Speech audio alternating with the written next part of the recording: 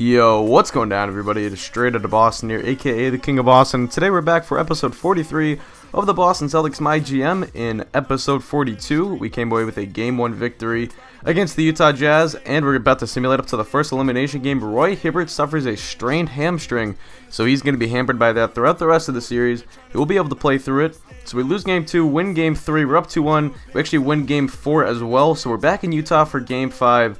A pivotal Game 5 for the Utah Jazz as they're down 3-1, backs against the wall, but they're back in Utah, a chance to try and get the series back to Boston, extend it to a Game 6 at the very least. The Celtics, on the other hand, will try and close it out and capture their first NBA title since 2008 when they did beat the Los Angeles Lakers in 6 games. So we are here in Utah, and pretty much nothing has changed, really no injuries to report outside of the Hibbert thing, and you know, it's basically been a pretty regular NBA final so far. Celtics are in control. No one's playing exceedingly well. You know, it's I don't mean to use the word boring here, but it has been a pretty, I guess, monotonous or whatever you want to say, for lack of a better term, boring type of NBA finals. Nothing too much has happened. No great moments, no big blowouts, no buzzer beaters, anything like that. Just a couple teams fighting it out for an NBA title. So we're underway here in Game 5. Bledsoe and the Celtics win the tip, and we're going to kick it to Avery Bradley right there after Bledsoe draws the double team right there. It draws the defense in on the drive.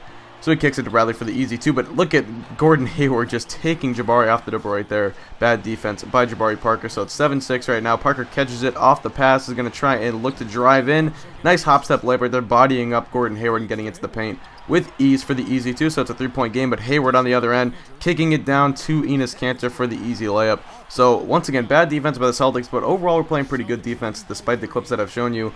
Only 8 points so far. Sweet pass right here from Bradley to Parker. Nice find. Great vision right there by Avery Bradley, not a point guard. Impressive to see that out of the 2 guards. So nonetheless, there's Darren Collison down low, easy right-handed hook shot. He's going to get that one to go. 13-12 is the score. Great backdoor cut, and Bradley goes reverse on them, although probably not the greatest idea with Derek Favors waiting on the other end. But it does not matter. Favors there misses, but gets his own rebound, puts it up and puts it back in, and one. Derek Favors. Now, if you guys followed my Utah Jazz Association, NBA 2K13, we all know what Derek Favors can do a couple years into these associations. He was a beast for us on our 2 title teams back with the Utah Jazz. And he is, you know, it was just a lot of progression, a lot of him filling out that potential that he, or that made him the number, 2 overall draft pick in 2010. And he is, you know, he's really filled it out not only in that association, but in this one as well. So, Marshawn Brooks in the corner for 3, and yes, we have a little bit of Marshawn Brooks revenge game sort of action here going on. Trey Burke misses that floater at the buzzer, and we're going to head into the second quarter with a tie ball game. But, yes, Marshawn Brooks, the former Celtics, who we traded away at the beginning of the year because he just couldn't make a rotation. I didn't want him sulking on the bench and ruining team chemistry or whatever, so I basically dumped him for a guy named Ian Evans who makes $600,000 this year, and it was basically just a salary dump. So, anyway, Jabari Parker with a nice little post game right there. I need to go to Parker more in the post. I've been trying to make a bit more of a concerted effort to get him more involved intentionally, like giving him isolations, post up, stuff like that. And it's been working. I mean, I don't want to stray too much from the regular offense because I find when I do that, I just start going in droughts. But either way, I do have to make a bit more of a concerted effort to just call plays for the guy a little bit more. Get him involved when he's involved. Our offense is in much better shape. Gordon Hayward for the 3 right there. And that's going to give the Jazz a 2-point lead. Now Deontay Garrett with the ball, kicking it down low. For some reason, Sullinger was doubling there. I don't know why. And Favors gets the easy up and under to go. So the Jazz are up by 4. We've hit a bit of a scoring drought right here. And as you can see, we're still down by 4. Great pick and pop right there, though, to Jabari Parker for the easy mid-range. Cole dropped the double team. Great find. And I never understand why teams always seem to hedge and double team on pick and roll so much in the NBA. Guys are too good at passers, I feel, to be able to do that and get away with it. So Pierce, long 2, he gets it to go, and the lead is back down to 2. Pierce looking steady so far. Now 34-32. Marshawn Brooks is going to pivot, drive in left, crossover, and you can see Jabari Parker just cannot play defense right now. He is struggling on that end. Might be fatigue, might be whatever, but check out this play. Jabari Parker's got Marshawn Brooks matched up on him, and Parker is just too big for Brooks to handle him, so we're going to end up spacing the floor a little bit here, clearing out, letting Parker cut inside. As you can see, number 8 there, I believe that's Deontay Garrett. He was in the paint, but he drifted off to the right to cover his man, so Parker was wide open under the basket, easy 2, and now Bradley misses the 3. Sullinger rebound, he ends up getting blocked, so we go into the half 36-34, very low scoring game. Both teams really hit offensive droughts, and that's going to be a key in this game. You know, whatever team can score, it feels like at this point, is going to be able to win this game, maybe even win the series. Despite the Jazz being down 3-1, if they can just start putting up some baskets, putting up some points, it doesn't seem like either team is really succeeding very consistently and very efficiently on offense. Check out Hibbert with like the little spin move and then into a mid-range shot. That was pretty funny. So I think it's going to come down to whatever team can just kind of put together a run or two, get some points on the board, and play that steady defense that both teams have played so far. So 38-all is the score. We're going to hit Parker here coming off a screen, drive in, and he's going to slam it down and one. Gordon Hayward with the foul call.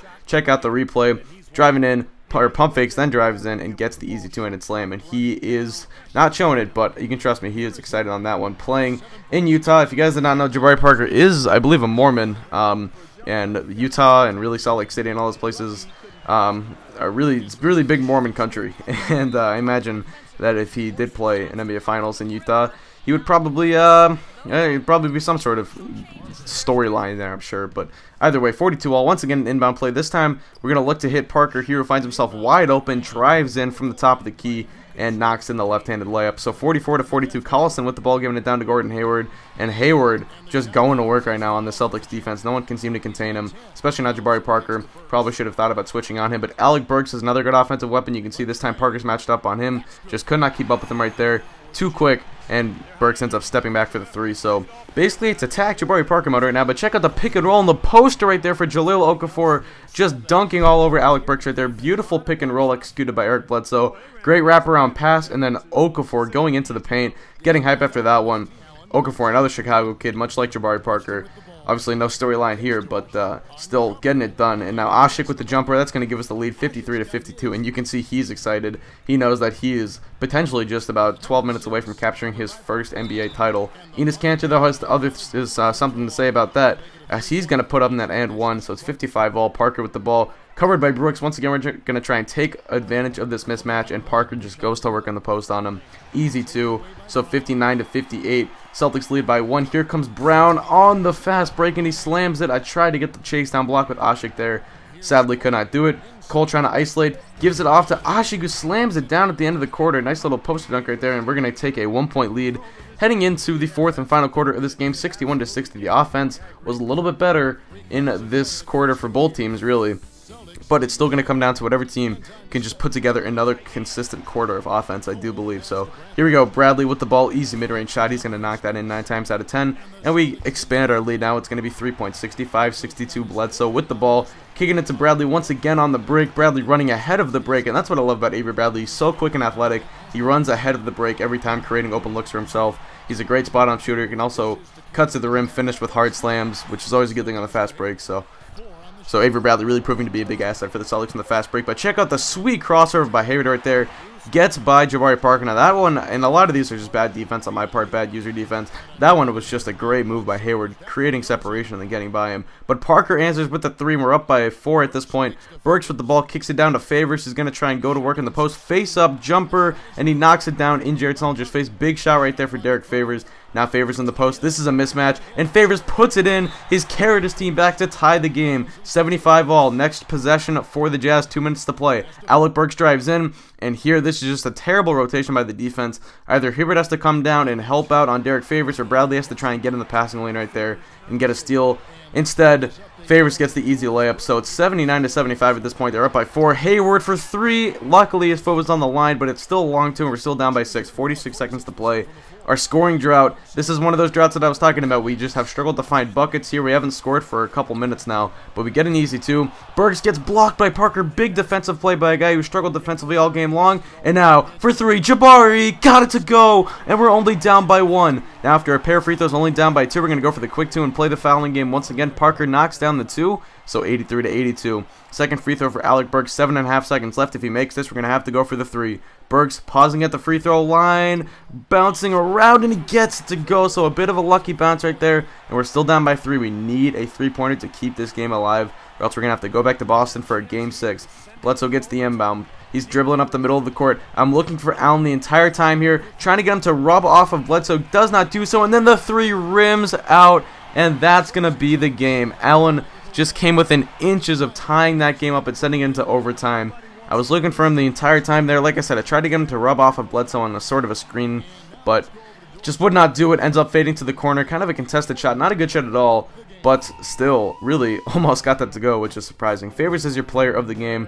As you can see, he dropped, let's see, I believe he had like 20 rebounds. He had 20 points and 18 rebounds. Crazy game out of him. Both teams struggled to shoot all game long.